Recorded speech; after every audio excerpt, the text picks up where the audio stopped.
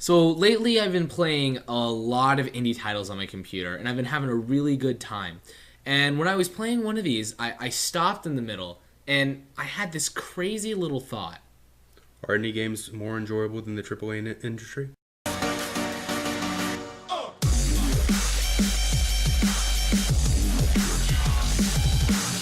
Welcome to our third installment of Gamers Chatroom. I am Noah Martin. I am joined by Christopher Carpenter. Hello. And special guest, one of our new authors on GameandTrain.com, Chase Broadnax. I refuse to say hi. Dang it, I said it. All right, as you can see, he's a character. So let's go ahead and get going with our topic this week. Are independent games more enjoyable or better than AAA titles? And before we get into that, I want to give a little bit of background on this. I've been playing a lot of computer games, and this was a big transition for me because I was a huge console gamer. And upon going to these computer games, I realized how many independent games are on the computer now. Through Steam, I was able to get a bunch really, really cheap, and I've been playing through a bunch of them. So I've probably played through about 5 different independent games just in the last few weeks, and I've been really enjoying it. I've been going super into these games. One I'm really, really into right now is actually Hotline Miami. And I'm super into it, having a bunch of fun. And it was actually during Hotline Miami, I actually stopped and I thought for a sec, wow, I haven't been into this many games this quickly in a really long time. It had probably been about a year since I was this into a AAA title that I was into 4 independent games in a row. So I think that just begs the question in my mind, are independent games just better than AAA titles? Depends on the gamer. Well, I think that indie games are definitely more enjoyable than the AAA industry for the simple fact that indie games are made from love while the AAA industry is made from money. Fire. Fire and money. Yeah, exactly. That works. Does go hand in hand. So I think when we look at independent industries and AAA titles, we first have to really see what's the difference here. What does one do that the other can't do? And I think just to start with independent games, like Chris was saying, when you look at their games, they can do almost whatever they want. They're not restricted by what they've done in the past, what they plan on doing in the future. Obviously, there's some restrictions in other areas, but their ideas and the games they want to make are seemingly limitless. And that's why we're able to get these crazy, ridiculous, different titles. Well, personally, indie titles, although they are limitless in their range of what they can do, they may not be limitless in their range of what they're able to do. Yes, and I completely agree with that. But in what they are able to do, which is usually grasp these really strange concepts, that's something a AAA title can't really do. They can't go for these far out, weird, kind of strange, creepy, different themes in different games, because if they do, they're gonna risk it being unpopular and then they would lose their precious money. Well, and I believe we've seen an uprising in indie games as of recently because of the path that Minecraft took, which I don't consider it an indie game anymore, but back when it was, they had the original version released and you could buy it cheaply and you would get the installment upgraded as they would upgrade it, so they would get funding for the game and you would get the game. And now with things like starters and whatnot, Kickstarter, and then early access on Steam, we're seeing that kind of a lot more so that indie developers can get the funding they need to make the games. Whereas beforehand, we didn't see that as often. Exactly. So we're seeing that that the indie games are getting now the funding they can to make these kind of strange, weird titles that we're really, really enjoying. One thing I really like about indie that I don't think they're restricted by genres either, is like an independent game doesn't have to go, oh, we're an FPS, we're an MMO, we're an RPG, we're this, because they can just kind of make it what they want. Yeah. But I also think, going back on that Kickstarter and funding, I think that's one thing AAA actually is going to take over indie, is I think AAA is going to kill indies in funding every time. AAA is always going to have the money they need to make a game. But here's the thing, money is not what's important. If you have a good game, it doesn't have to be the most expensive game. And indie games are a prime example of this. Yes, but there's also things with money that AAA can do. Advertisement, testing, endless other things to get their product out there and make it really, really popular that an indie title doesn't necessarily do. So there's some success in the AAA industry just because they have the money to expand that game in advertisement or other directions. Also, one thing I really want to talk about real quick is that I think AAA title, as of today, is also kind of kicking independent games down with, is their graphics capability. A AAA title is able to make seemingly real scenes using the computers and putting them in games. I mean, looking at a lot of recent games like The Last of Us, for example, is you looked at that and there were times it was hard to tell that that was not actual footage. Well, I can disagree with that. I personally think that the gaming industry still hasn't got flesh right, and it still looks very waxy. Well, yeah, I will agree that there are some issues to be worked out. But what I'm saying is, graphically, AAA titles can produce a lot heavier graphics. Yeah. But graphics aren't really what makes a game good either. You can have an extremely stylized game like Minecraft, which is going to capture the heart of the entire world, and everyone's going to play it, really. Right, and I think that's what a lot of indie titles have been going through lately is they've been really going to that 8-bit kind of style because it's a little cheaper. But what I'm saying is, although they're doing that 8-bit style well, they can't get to those high-level graphics that a AAA title can. Yeah.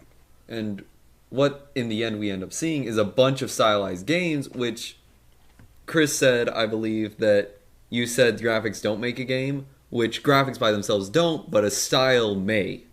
There are a lot of games that, in the end, story, gameplay, whatever, there are a lot of games that, in the end, focus on their style rather than anything else. And I think that's what we're seeing some in indie as well, is we're able to see these stylized games because they can't take that high road, that they have to find something else graphically to set their game apart. Of course, there are some counters against that in the indie industry, but it, for the most part, is that case. Absolutely.